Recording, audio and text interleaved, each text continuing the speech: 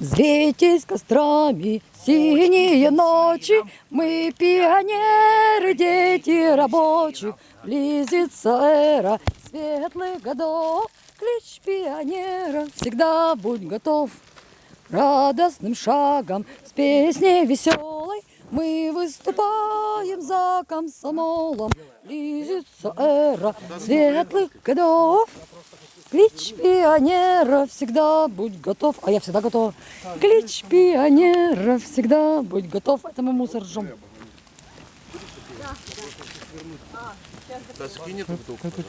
Мусор, что ли?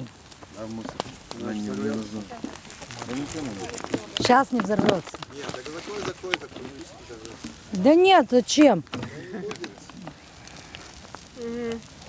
О, А можешь поснимать? А просто сиди, снимай, у тебя не получится. У меня руки трясутся. А вторая не трясется? Вторая тоже трясется, если руку что-то было. Ну, ладно, понял. Правая просто сильнее трясется. Нет, подожди, я просто снимаю костер пионерский. Нет, сейчас кому-то что-то собрать надо будет сразу. Это, Егор, ты где? Возьми. Это моя чудесная тряпочка, я могу Кто что-нибудь забрать. будет вытирать еще? Ну, не знаю, лаваш, вот эти все. так, Серега, чай. Просто надо именно в этот момент, когда я снимаю, да? Кстати, так, а у нас Можешь... А, Сереге остаток. Серега, возьмешь лаваш? Да.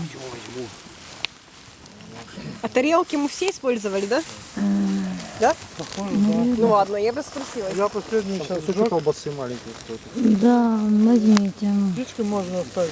Да, кстати, да. Два кусочка колбаски до сих пор пылятся на столе. Как Да. классическая песня. Черный хлеб кому-то надо. Это мой. Мне надо. Колбаску, короче, что птичкам. Сереге дай, он все съест.